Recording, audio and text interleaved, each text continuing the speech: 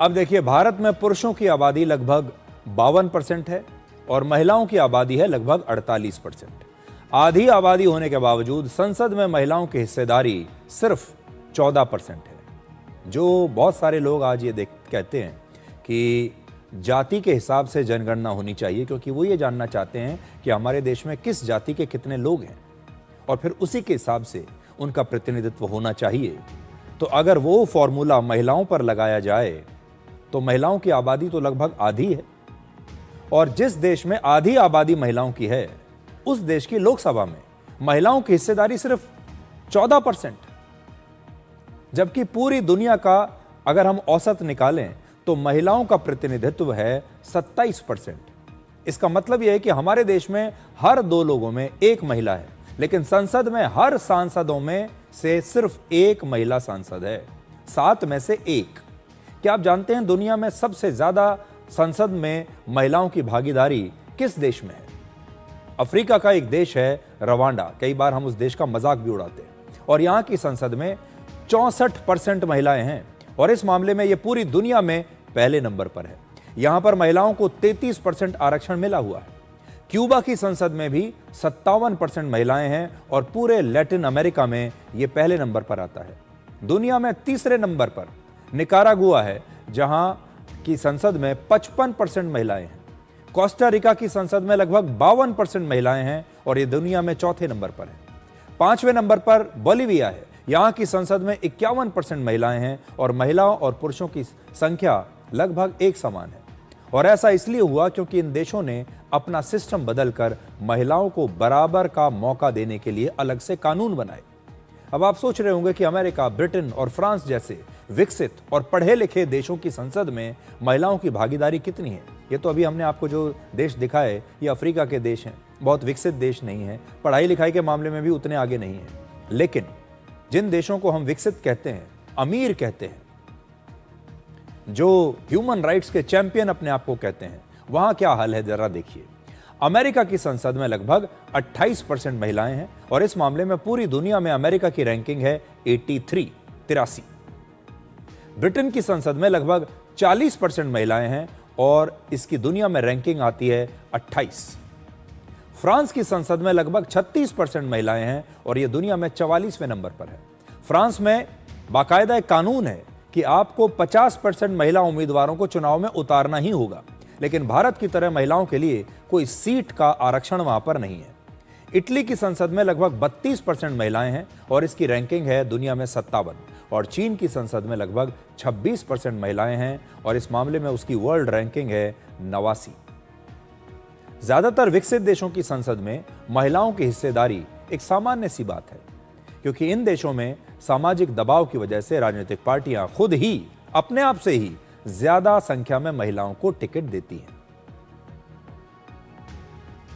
तो यह एक बहुत ही क्रांतिकारी फैसला है। क्रांतिकारी फैसला 2 तरीके से है। एक, जब सीटें बढ़ जाएंगी तो लोगों को, जो सांसद हैं, उन्हें अपनी जनता का सेवा करने का ज्यादा बेहतर मौका मिलेगा। लोगों की सेवा ठीक से हो पाएगी, काम ठीक से हो पाएगा जब सीटों की संख्या बढ़ जाएगी तो।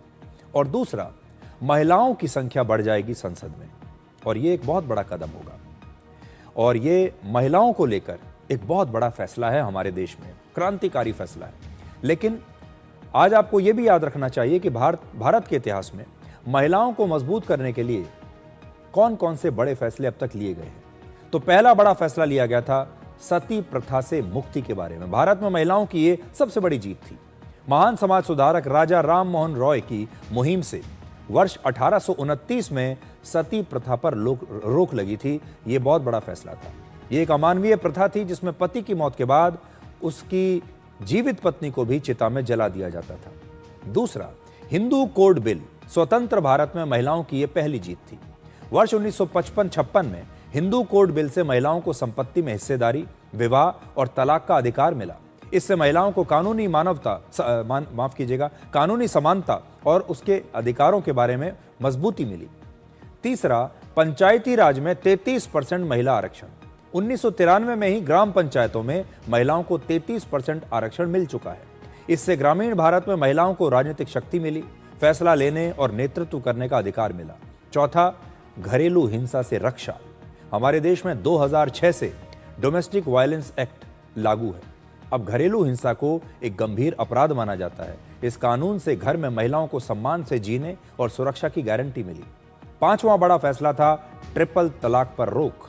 2019 में मोदी सरकार ने कानून बनाकर 3 तलाक पर रोक लगाई। इससे देश की मुस्लिम महिलाओं को सुरक्षा मिली, सम्मानजनक जीवन और न्याय पाने का अधिकार मिला। और अब छठा नारी शक्ति वंदन अधिनियम 2023। वर्ष 2023 में लोकसभा और विधानसभा सभाओं में महिलाओं को 33% आरक्षण मिला। इससे राजनीति में महिलाओं की स्थिति मजबूत हुई। तो 33% महिला आरक्षण के बाद सबसे बड़ी चुनौती यह है कि देश की आम महिलाओं को भी राजनीतिक पार्टियां अब टिकट दें। ये खास तौर पर हम आज ये कहना चाहते हैं कि इसका फायदा तब होगा जो देश की गैर राजनीतिक परिवारों से आने वाली महिलाएं हैं, जो देश की आम महिलाएं हैं, जिनका राजनीतिक परिवारों से कोई खानदानों से लेना देना नहीं है। जब उन्हें टिकट दिया जाएगा अलग अलग पार्टियों द्वारा, तब समाज में बदलाव आएगा।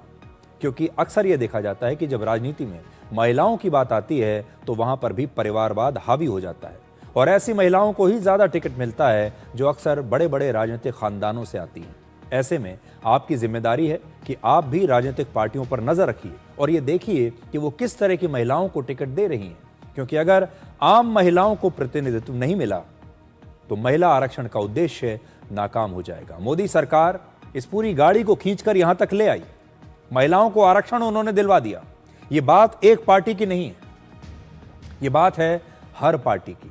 इसलिए जनता का भी इतना फर्ज बनता है, कर्तव्य बनता है कि वो नजर रखे लोकतंत्र में सारी पार्टियों पर। अब यह देखना होगा कि जब 33% आरक्षण अगर हो जाता है तो ये तमाम जो राजनीतिक पार्टियां हैं, इनमें से कितनी पार्टियां असल में आम जनता से आने वाली महिलाओं को टिकट देंगी और कितनी पार्टियां अपने ही जानने वालों, अपने ही बड़े बड़े राजनीतिक खानदानों, अपने ही पार्टी के बड़े बड़े नेताओं के घर में बैठने वाली महिलाओं को टिकट दे देंगी। हम ये नहीं कह रहे कि ऐसी महिलाओं में मेरिट नहीं है और वो चुनाव जीत नहीं सकती, लेकिन ये जो बिल आया है, ये जो कानून आया है, ये देश में आम महिलाओं के प्रतिनिधित्व के लिए आया है। इसलिए हम तो ये चाहेंगे कि जब ये आरक्षण लागू हो जाएगा उसके बाद हमारे देश की जो महिलाएं हैं, आज जो हमारे देश की छात्राएं हैं, जो इस समय स्कूल में पढ़ रही हैं, कॉलेज में पढ़ रही हैं, उन्हें भविष्य में अपना एक और करियर दिखाई देना चाहिए और वो है राजनीति में आने का करियर। ये एक नया प्रोफेशन हो सकता है उनके लिए।